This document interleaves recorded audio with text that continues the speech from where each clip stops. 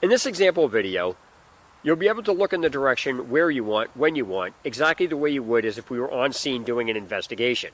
Now remember, regardless of what device you're on, tablet, cell phone, or PC, the result is the same. You can move the camera in any direction you want, when you want. So I'm going to do some walk-around footage right now, and enjoy. This is what you're in store for.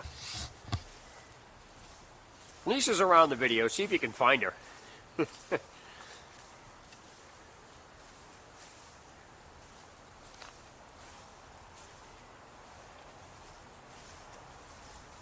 Whoop! I see you! Some landmines over here? Yeah. Well, there you have it. That's what to expect. As you can see, you can look where you want, when you want. And we hope you join us for investigations. This is Matt and Lisa for 360 Investigations. Matt and Lisa signing out.